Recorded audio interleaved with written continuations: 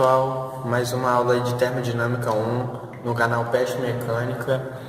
Bom, vamos começar a aula de hoje. O tema da nossa aula vai ser a conservação de massa para um volume de controle, que é um tema muito importante para a engenharia. Assim, a gente vai, ao longo do nosso curso, né, a gente tem que lidar muito com sistemas que envolvem fluxo mássico. Então, a gente dar uma aprofundada nesse tema vai ser muito importante, não só para a termodinâmica, mas também para outras disciplinas. Valeu? Então, vamos começar. Bom, aqui a gente tem uma representação esquemática aqui do que seria, né, um volume de controle com que ele entra massa através da entrada I aqui e sai massa também através dessa saída S. Beleza? Mas para a gente estudar isso, né, na engenharia, a gente tem que ter uma representação matemática do que seria a variação de massa no volume de controle, né? Bom, a gente pode começar com essa equaçãozinha aqui, em que ddt, né, que representa a taxa de variação da massa do volume de controle, é igual à massa de entrada, né, a vazão mássica, né, esse pontinho aqui em cima significa a vazão mássica da entrada menos a vazão mássica da saída. Aqui a gente tem um esquemazinho aqui para representar, né? Temos aqui um reservatório, uma saidinha aqui, vamos supor que isso aqui é água mesmo, né, para simplificar nosso exemplo, né? Aqui esse cano jogando água para dentro do reservatório e aqui uma saída, né? Então a gente vai ter a taxa de variação desse sistema aqui vai ser a massa de entrada menos a massa de saída, o fluxo mássico de saída, né? Se a gente supor que essa saída aqui tem um diâmetro muito grande, então sai muita massa, sai muita água, né? E aqui é pouquinho, entra pouquinha água, a gente pode imaginar que essa taxa de variação vai ser negativa, né? O sistema perde massa mais do que ganha, né? Mas em contrapartida, se a gente imaginar que esse cano aqui cede muita água para o reservatório, e isso aqui é um diâmetro bem fininho, né, vai perder pouquinha massa, a gente pode imaginar que o reservatório vai encher, ou seja, vai ganhar massa. Essa taxa de ganho de massa desse volume de controle vai ser positiva, beleza?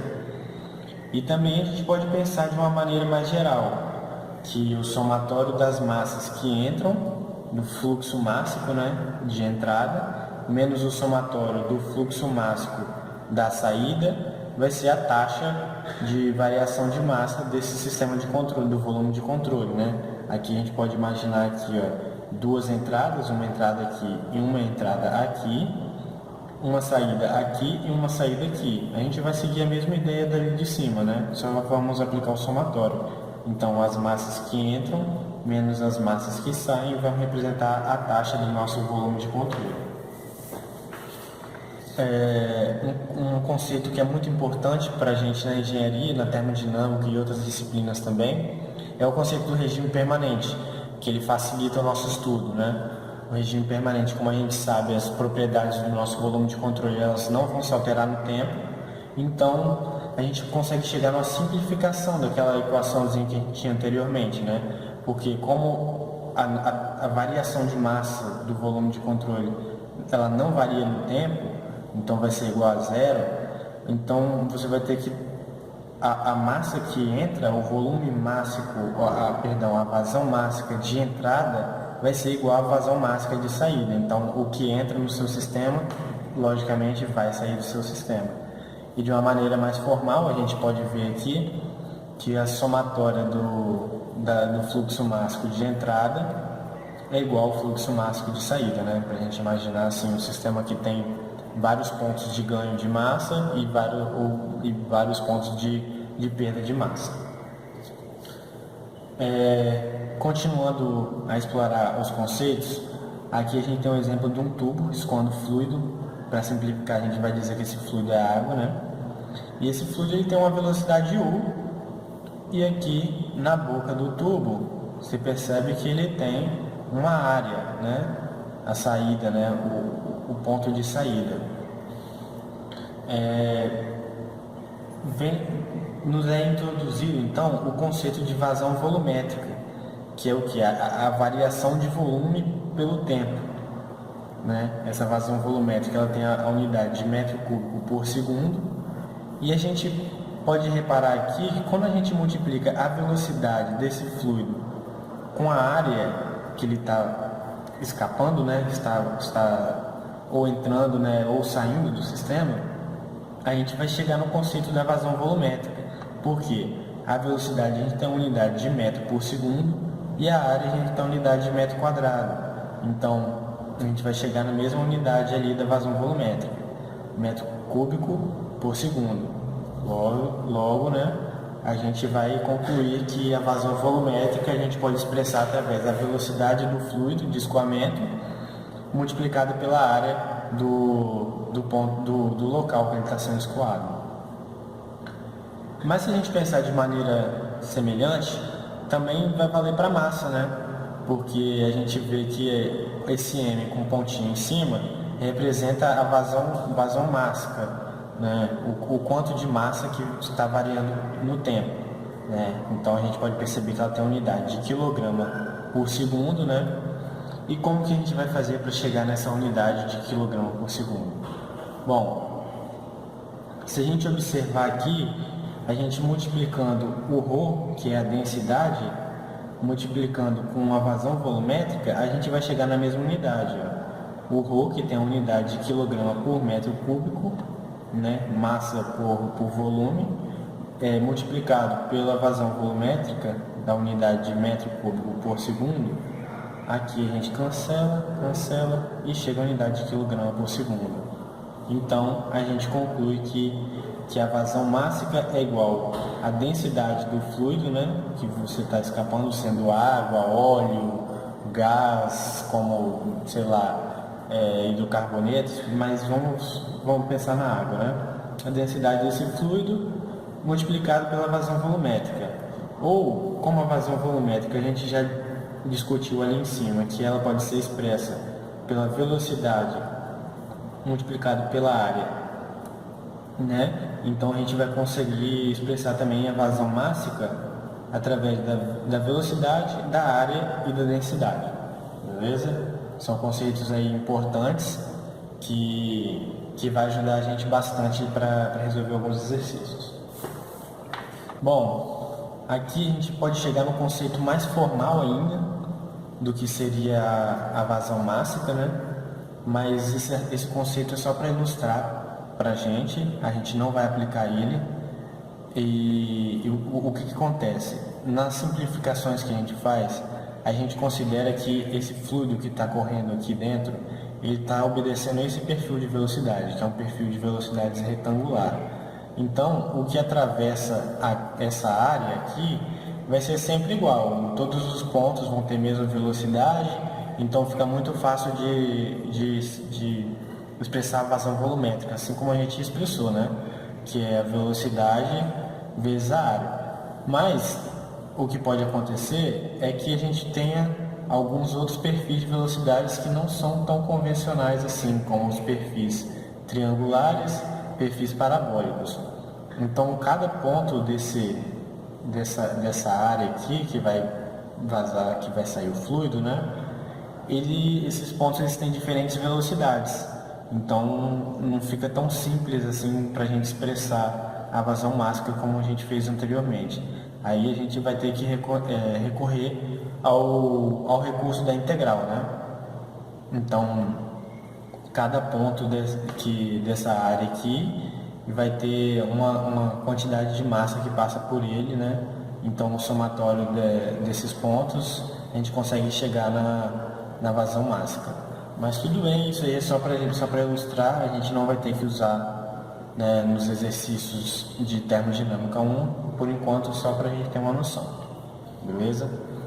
E para a gente não perder o costume e também não perder a prática, vamos aqui com um exemplinho para ficar mais fácil de ilustrar, de botar todos os conceitos que a gente viu, né, em prática.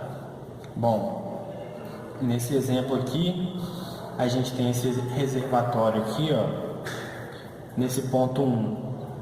ele está ganhando massa a uma taxa de 40 kg por segundo.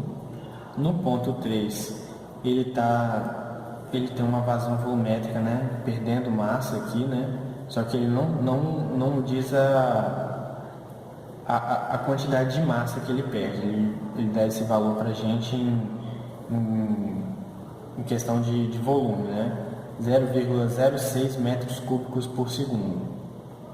E no ponto 2 ele só dá a área para a gente, de 25 centímetros quadrados. E ele pede para a gente qual seria a velocidade no ponto 2, a vazão mássica no ponto 2, e se esse caninho 2 aqui, ele na verdade está entrando massa ou está saindo. Isso a gente não tem como saber só olhando, né? Então a gente vai usar todos aqueles recursos ali, essas fórmulas aqui que foram discutidas anteriormente para resolver esse problema aí, né? Bom, se trata de um problema de regime permanente, que a gente já sabe, então ele vai ser mais simplificado. A gente vai saber que a massa que entra mais a massa que sai vai ser igual a zero, e para isso a gente vai convencionar o seguinte: massa entrando vai ter sinal positivo, massa saindo vai ter sinal negativo. Você pode tentar de outro jeito, botar como o que está saindo com sinal positivo e que entra sinal negativo, mas não vai atrapalhar em nada. Só você lembrar de não se confundir, beleza? Bom, então vamos começar. Aqui a gente tem a massa 1, né? A somatória aqui, isso vai ter que ser igual a zero. Massa 1 mais vazão mássica 1 mais a vazão mássica 2 mais a vazão mássica 3, isso tem que ser igual a zero, né? A de 1, a gente já tem consciência que ela está entrando, então o sinal vai ser positivo. A de 3 está saindo, a gente vai saber que vai ser negativo. Então a gente pode continuar o cálculo, né? Vazão mássica 1, a gente já sabe que é 40 kg por segundo. Isso foi dado para a gente. A massa 2 a gente ainda não tem informação. E a massa 3, né, que é negativa,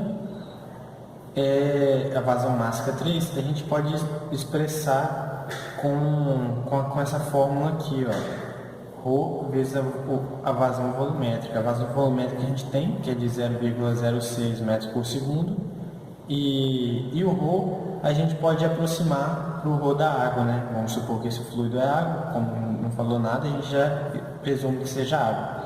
E a gente pode adotar como sendo 1000 kg por metro cúbico mesmo, para simplificar nossas contas, beleza?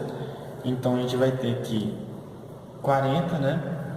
Vazão mássica de 1, positivo porque entra, menos 60, que é 0,06 vezes 1000, né? Negativo porque está saindo. E aí a gente já consegue chegar no valor da vazão mássica de 2.